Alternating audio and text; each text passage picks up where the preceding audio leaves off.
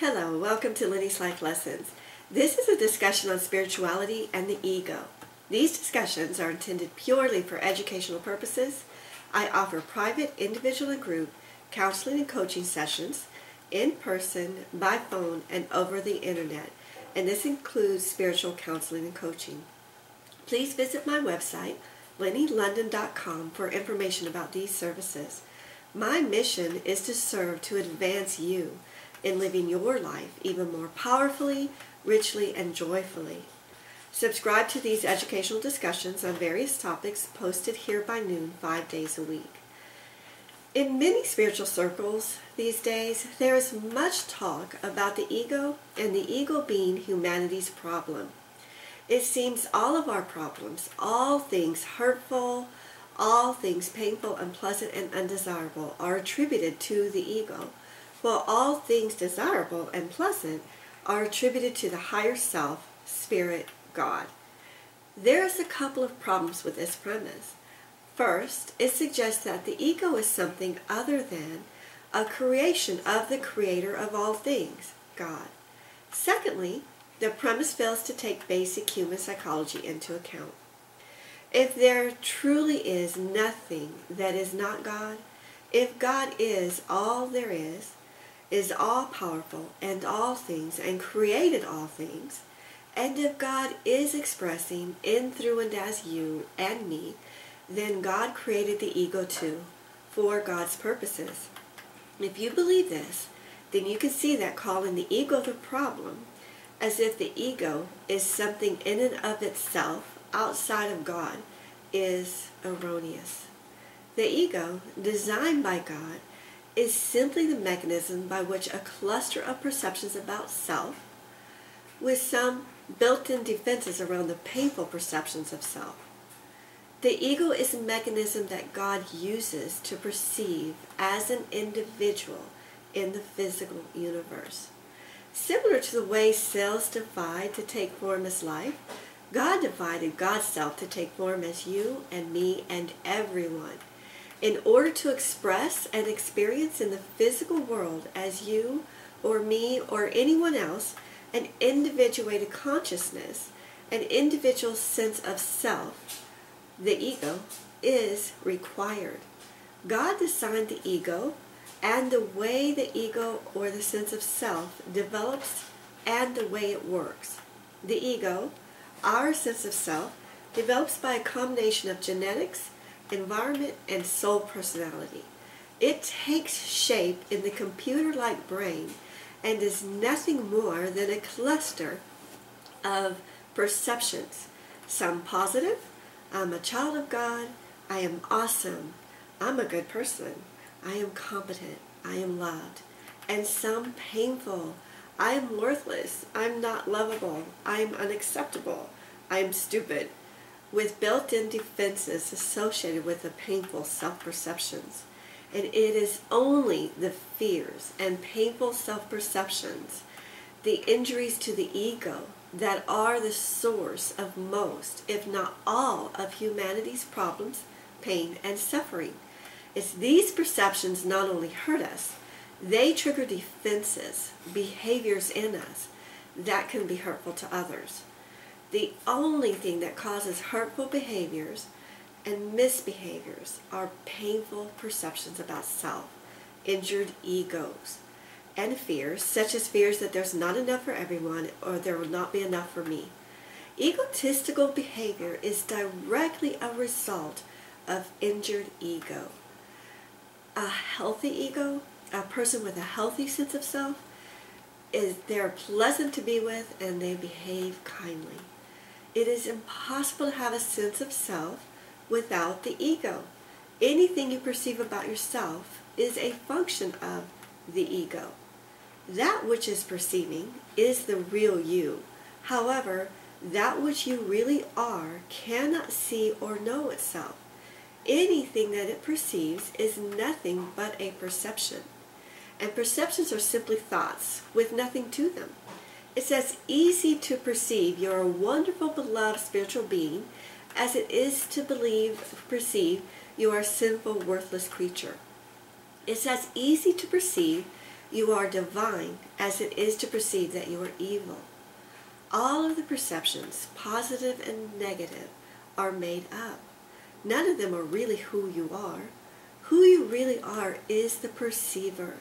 As an individuation of God, you are all of the things that you could possibly perceive that you are, yet you are not any single one of them, except for the perceptions you choose to adopt in the moment.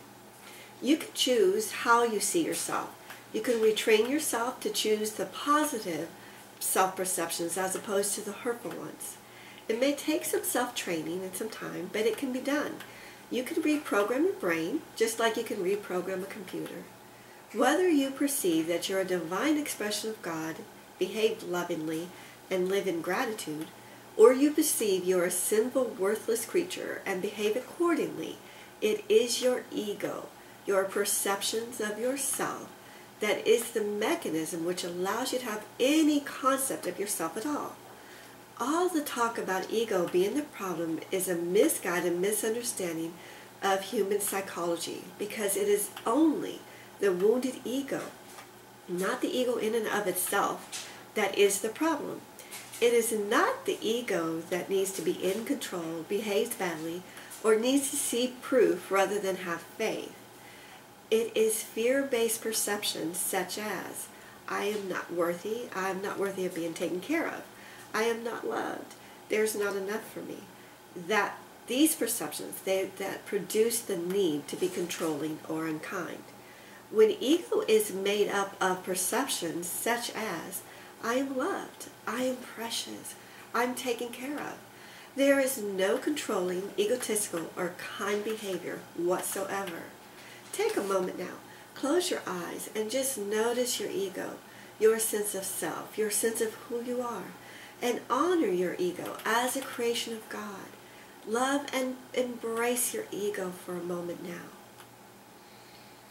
Really see your ego as a creation of God.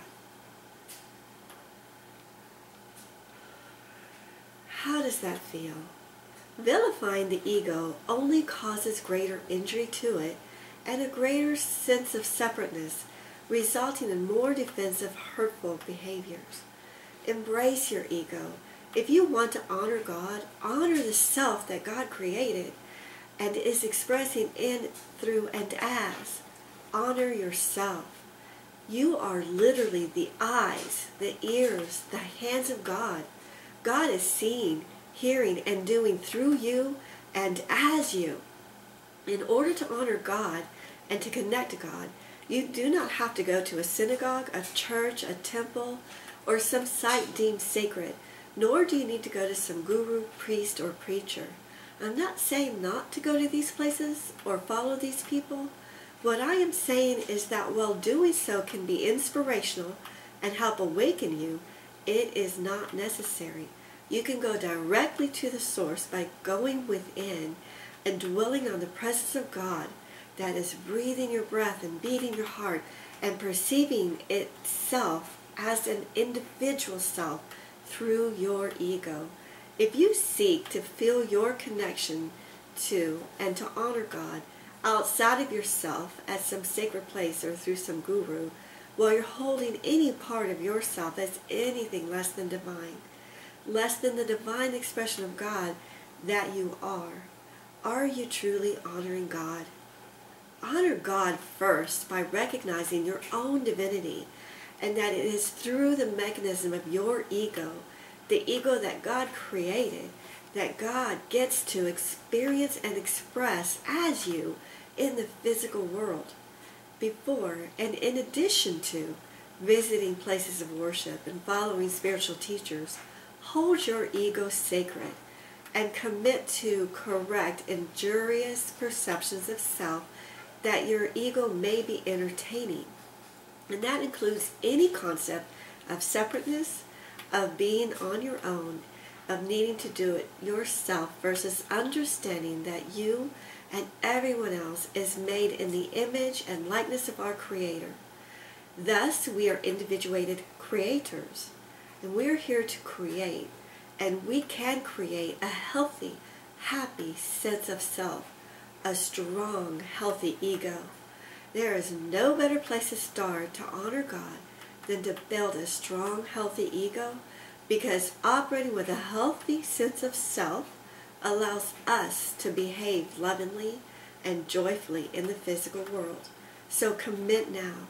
Rather than bashing egos, commit to building strong, healthy egos in yourself and others in order to honor God.